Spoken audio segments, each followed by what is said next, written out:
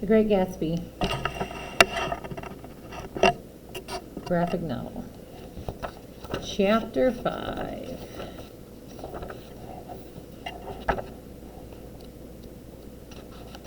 Chapter 5, we come back to, looks like he's coming back. When I came home to West Egg that night, I was afraid for a moment that my house was on fire. 2 o'clock, and the whole corner of the peninsula was ablaze with light, but there wasn't a sound. "Your place looks like the World's Fair," says Nick to Gatsby. "Does it? I have been glancing into some rooms. Let's go to Coney Island, old sport, in my car." Nick says it's too late. "Well, suppose we take a plunge in the swimming pool. I haven't made use of it all summer." "I've got to go to bed," says Nick. Gatsby seems a little disappointed. "I talked to Miss Baker. I'm going to call up Daisy tomorrow. I invited her over here for tea."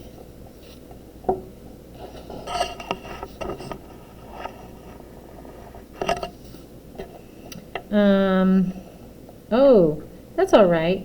I don't want to put you to any trouble. What day would suit you?" "What day would suit you?" says Gatsby. "I don't want to put you in any trouble, you see." Nick says, How about the day after tomorrow?" "I want to get this grass cut," says Gatsby. I suppose that he means my grass. "There's another little thing. Why, look here, old sport. You don't make much money, do you?" "Not very much," says Nick. This seemed to reassure him, and he counted more contentedly. "I carry on a little business on the side, and sort of sideline, you understand. You wouldn't take up much of your time, and you might pick up a nice bit of money.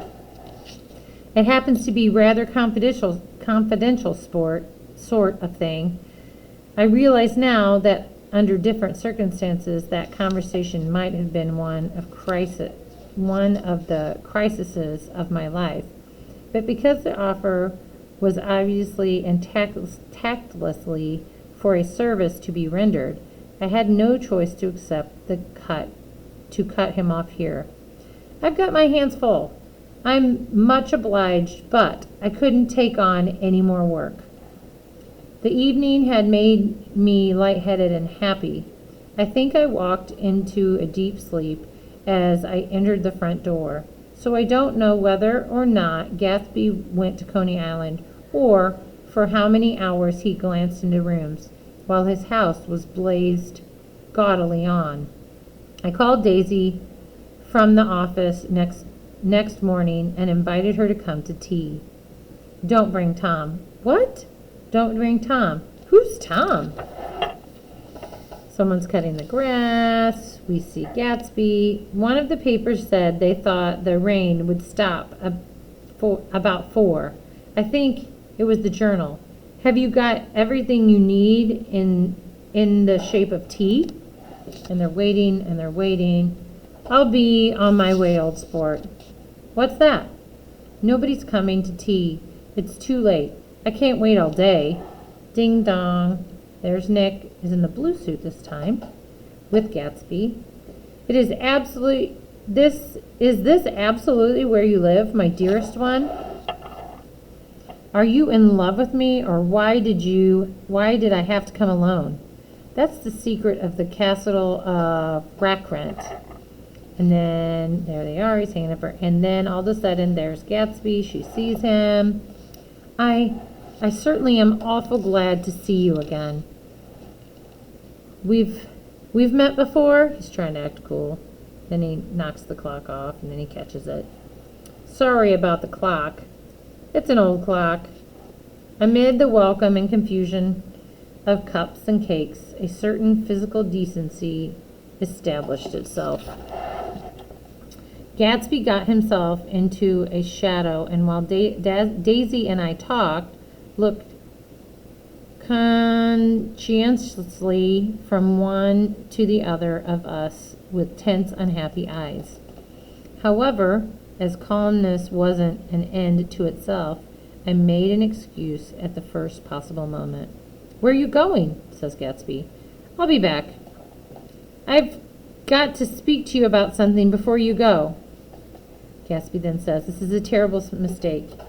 You're just embarrassed, that's all." "Daisy's embarrassed too." "She's embarrassed?" "Just as much as you are." "Don't talk so loud. You're acting like a little boy." "Not only that," says Nick, "but you're rude. Daisy's sitting in there alone." So then Gatsby gets himself together and he decides to go in. I went out the back way and ran for the huge black-knotted tree whose massed leaves made a fabric against the rain. There was nothing to look at from under the tree except Gatsby's enormous house, so I stared at it, like Cant at his church steeple. A brewer had built it early in the period craze, a decade before, and there was a story that he'd agreed to pay 5 years' taxes on all the neighboring cottages if the owners would have their roofs thatched with straw. Perhaps the refusal took the heart out of his plan to found a family. He went into immediate decline. Americans, while occasionally willingly to be serfs, have always been obstinate about being peasantry. After half an hour, I went in, after making every possible noise in the kitchen, short of pushing over the stove. There's Gatsby and Daisy, but I don't believe they heard a sound. It stopped raining, has it? What do you think of that? It stopped raining. I'm glad, Jay. I want you and Daisy to come over to my house.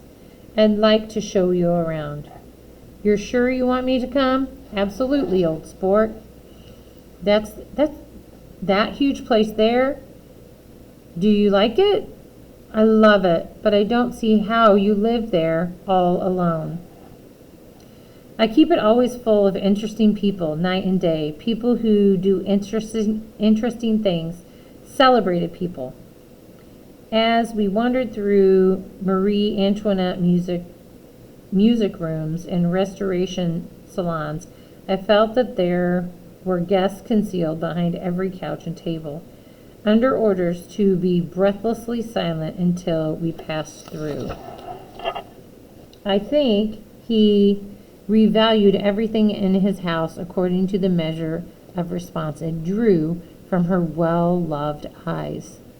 Sometimes, too, he stared around at his possessions in a dazed way, as though in her actual and astounding presence, none of it was any longer real.